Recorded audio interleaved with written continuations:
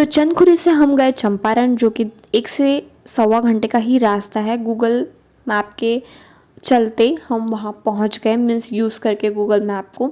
जब हम चंपारण में गए तब तक मुझे पता नहीं था चंपारण की हिस्ट्री, बट जैसे ही मैं अंदर गई और धीरे धीरे मुझे मामी जी ने बताया, बोर्ड लिखे थे वहाँ पे बहुत कुछ, तो पता चला कि यहाँ पे संत वल्लभाचार्य जी का प्राकट्य स्थल है, मीन्स महाप्रभु जी का प्राकट्य बैठक जी का धाम है ये। यहाँ श्रीनाथ जी का मंदिर है।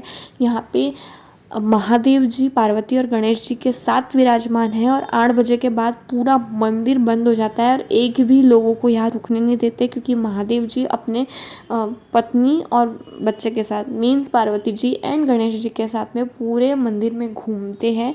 एंड श्रीनाथ जी की सेवा भी जो लोग जानते हैं वो समझ सकते हैं कि सिर्फ 4 ही बार मंदिर खुलता है, 10-15 मिनट के लिए ही खुलता है, फिर 2-2 घंटे बंद रहता है। जिसको उस समय का पता है एंड दर्शन हो गया वो लकी, नहीं तो हमारे जैसे जो हम लेट पहुँचे और हमको 3-4 घंटे चंपारण में बिताने पड़े, क्योंकि हम 12:30 बजे के आखिरी दर्शन थे और फिर प्रसादी होती है।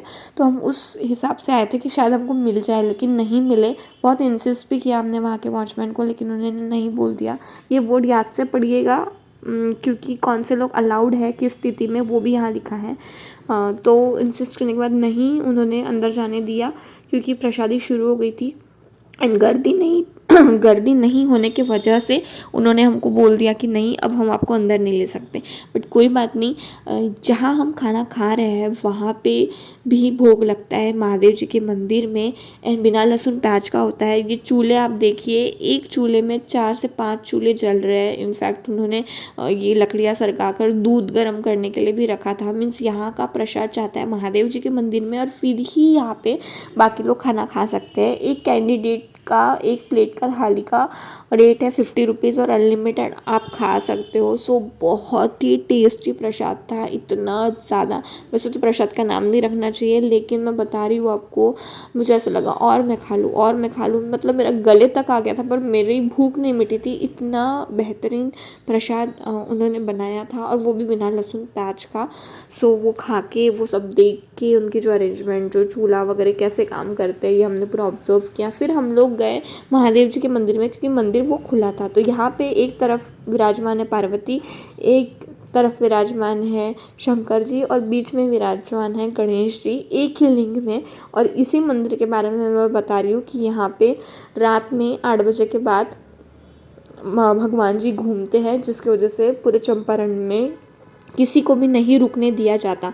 फिर हम लोग आ गए पीछे, जहाँ पे यमुना जी की नदी थी, वहाँ पे हमने सिक्का डाला। वहाँ पे वो बच्चे वगैरह सिक्का डाल दो वो निकालते ना, जैसे गंगा जी में निकालते हैं साड़ी सिक्के, वैसे यहाँ पे बच्चे सब वो खेल रहे थे। हम पीछे भी गए जो एक्चुअल मंदिर है, बट वो बंद था, और सारे मंदिर 3 या 4 के करीबन ही खुलने वाले थे। और मेन जो श्रीनाथ जी का मंदिर था, वो उसका टाइमिंग था 5:15 से 5:30 का टाइमिंग था। ये जो पेड़ है वो कई साल पुराना है और अभी भी हरा भरा है। अब इस पे फल लगते हैं, और जो कि गिर चुका है। अब मामी जी यहाँ पे हमको बता रहे थे कि यहाँ पे ना नहानी घर है, मीन्स नहाने का स्नान है। तो यहाँ से लोग नहाते हैं, तैयार होते हैं, और पीछे के पीछे श्रीनाथ जी की सेवा में जाते हैं। मीन्स श्रृंगार जिस दिन का रहता है, मतलब सेवा श्रृंगार की, तो लोग यहाँ से ही पीछे के पीछे श्रीनाथ जी के सेवा के लिए जाते हैं। ऐसा मामी जी हमको पूरा बता रहे थे। फिर हम लोग का कैसे टाइम पास करना, और खाना भी बहुत हो गया था, नींद भी बहुत आ रही थी, तो पता चला कि यहाँ पे वन बना है बच्चों की ट्रिप के हिसाब से, जहाँ पे राम जी का बहुत बड़ा स्टैचू था। तो ये है हमारे प्रभु राम जी, और ये है मेरे प्रभु राम जी, मीन्स हमारे सेठ पवन जी।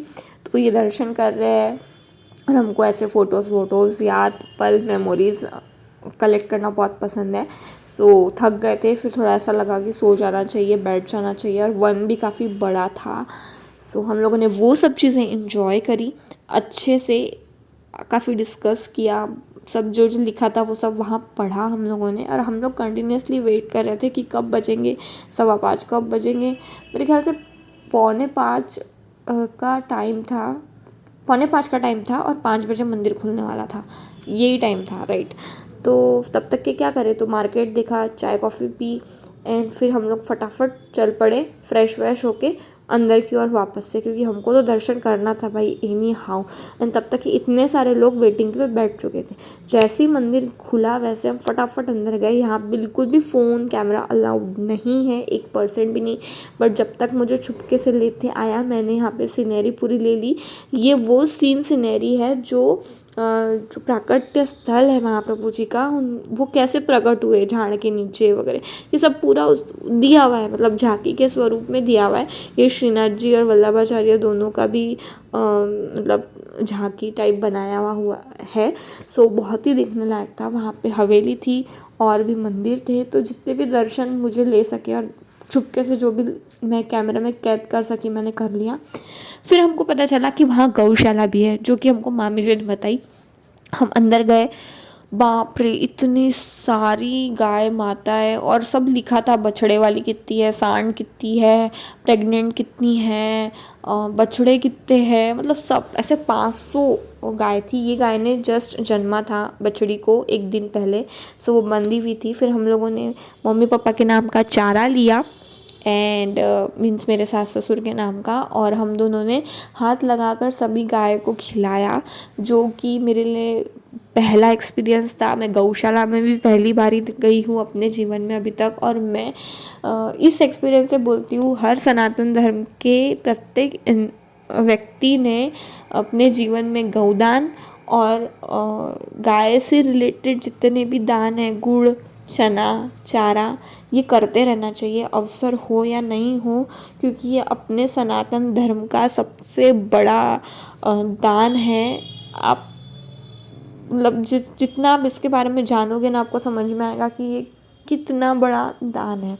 सो मुझे बहुत अच्छा लगा एंड बहुत ही टाइम हमने स्पेंड किया गौशाला में। वहाँ का रूल ऐसा है कि आप चारा खिलाओ, आपको जितना खिलाना है खिलाओ, आपको जितना दान करना है करो, एंड वो टोटल ही गुप्त दान है। मीन्स ऐसा नहीं कि पावती फटेगी या कुछ ऐसा कुछ नहीं है। सो ये देखो ये कैसे चाट रही है सेठ के हाथ हमारे, क्योंकि वो चारे के हाथ थे ना, तो स्मेल से वो पूरा चाट रही है। वैसे तो मुझे बहुत डर लगता है, लेकिन ऐसे गाय का चाटना भी बहुत बड़ा मतलब धर्म मैं क्या बोलूँ, इतना कुछ है बोलने के लिए। देखो हर जगह जहाँ जहाँ मैं गई, जो रूम में गई, वहाँ पे इतनी गाय आई थी, और देख के तो इतना मुझे बहुत मज़ा आया। मतलब बहुत ही सक्सेसफुल रहा चंपारण टूर। जैसे ही हम बाहर निकले वैसे ही ये बंदर हमारे बैठे थे, सब हनुमान जी के रूप। ऐसे कैसे हो सकता है कि इतने सारे लोग बैठे हैं और हमारे सेठ उनको कुछ खिलाए नहीं। तो वो फटाफट गए बिस्किट्स लाए, बहुत अच्छे से सबको हाथ में कोई डर तो लगता नहीं है, आदमियों को डर सारा लेडीज़ों को ही लगता है।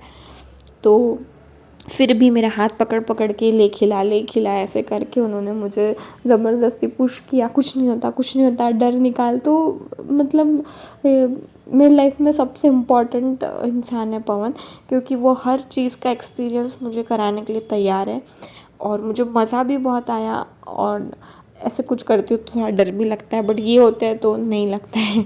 सो बहुत मज़ा आया चंपारण टूर में। फिर हम लोगों ने फटाफट निकले, क्योंकि 1-1.5 घंटा हमको रायपुर लगने वाला था पहुँचने के लिए। और हम पहुँचने के बाद थोड़ा सा ही फ्रेश हुए होंगे, आधी घंटा ही रुके होंगे, तो तब तक के भैया आ गए, और भैया बोले चलो हम राम जी के और हनुमान जी के मंदिर के दर्शन करके आते हैं। तो वहाँ पे रायपुर में सालासर जी का मंदिर है, तो वो देखकर इतना मुझे अच्छा लगा। आज दिन ही पूरा भगवान और मंदिर के डेडिकेटेड था, क्योंकि राजस्थान में सालासर जी का मंदिर है, और रायपुर में बहुत टाइम बाद मैंने सालासर जी की मूर्ति देखी, तो बहुत खुश हुई मैं। फिर हम गए फेमस दाबेली सेंटर, जो कि रायपुर में है, अनुज दाबेली सेंटर। भैया ने हमको खिलाया एंड आइसक्रीम भी खिलाई। सो ऐसा था हमारा रायपुर टूर, जो कि बहुत ही यादगार था, बहुत ही मज़ा आया। आई होप आपको भी पसंद आया हो। अगर पसंद आया तो do not forget to like, share and subscribe to my channel. Thank you so much for